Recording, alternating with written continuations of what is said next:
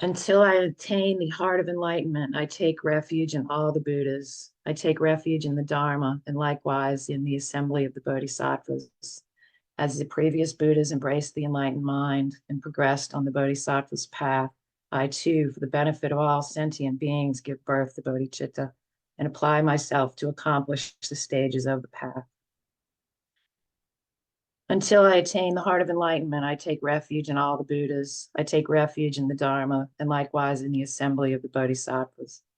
As the previous Buddhas embraced the enlightened mind and progressed on the Bodhisattva path, I too, for the benefit of all sentient beings, give birth to bodhicitta and apply myself to accomplish the stages of the path. In the Buddha, the Dharma, and the Sangha most excellent, I take refuge until enlightenment is reached. By the merit of generosity and other good deeds, may I attain Buddhahood for the sake of all sentient beings. In the Buddha, the Dharma, and the Sangha most excellent, I take refuge until enlightenment is reached. By the merit of generosity and other good deeds, may I attain Buddhahood for the sake of all sentient beings.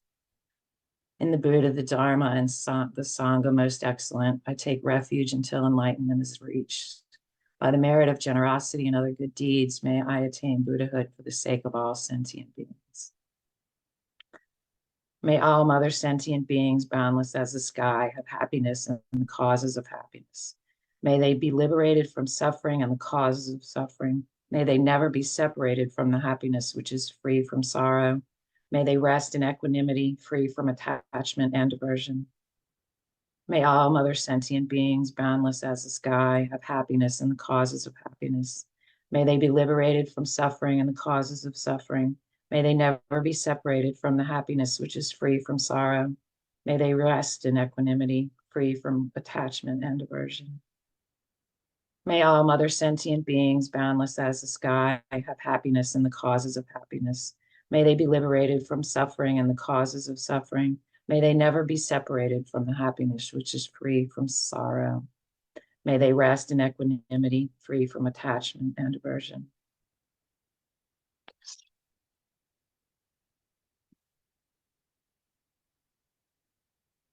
Seven limb prayer. Whatever merit I have gathered through prostrations, offerings, confession, rejoicing, requesting, and praying, for the sake of the enlightenment of all sentient beings, all this I dedicate. 4 ways of turning the mind. Oh, this kind of leisure and endowment is supremely difficult to obtain. When we obtain this body, which is easily lost, do not waste it meaninglessly, but rather use it to attain the ultimate liberation, joyous results. Okay, so now contemplate the meaning of precious human life. That's the meaning of the first 4 ways of turning the mind to the Dharma. Precious human life. We have these 8 leisures and 10 endowments.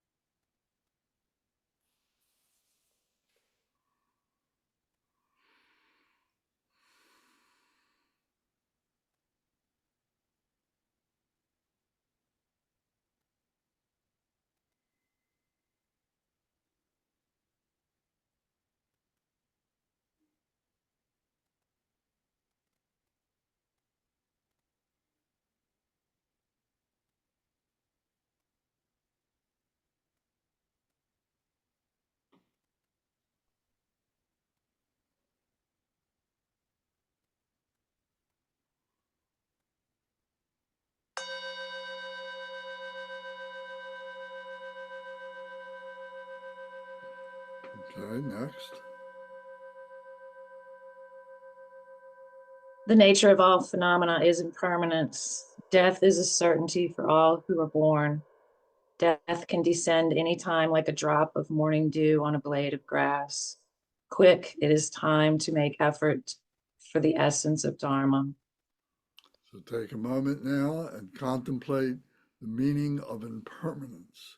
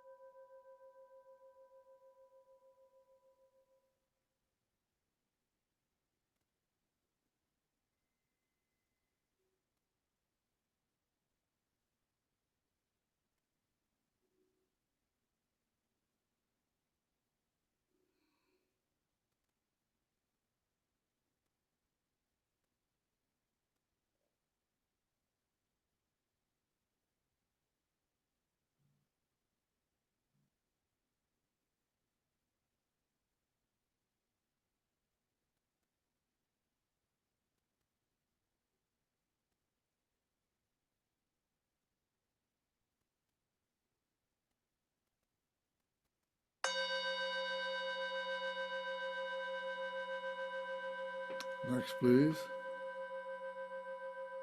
The fruit of one's positive karma is happiness. Suffering is the fruit of negative karma. The inexorable karmic causation is the mode of abiding of all dharmas. Henceforth, practice the dharma by distinguishing between what should be practiced and what should be given up. So contemplate the meaning of karma, cause, and result.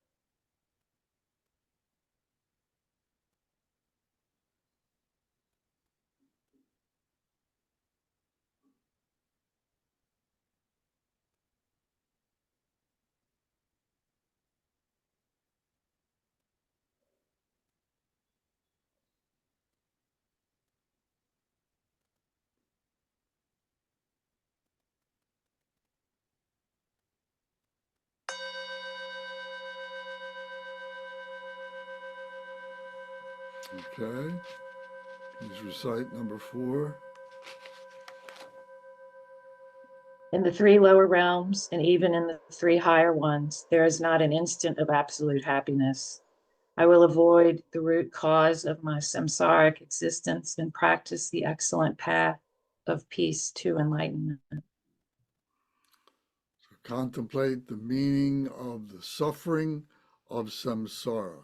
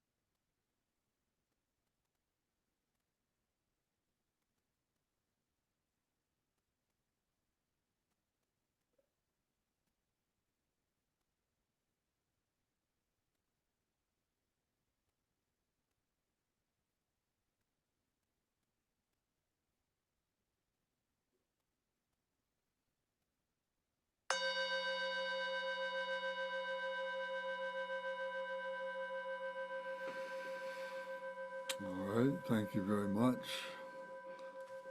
So now I'll continue.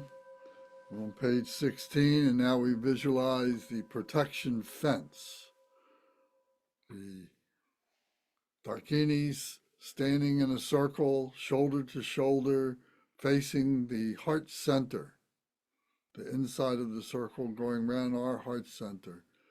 And we visualize them with their names that are being recited with the Sanskrit alphabet mantra. Om, a, I, u, ri, li, o, kaka, gaga, na, zaza, na, tata, da, na, papa, baba, ma, yawalawa, sa, ka, saha, kriya, soha.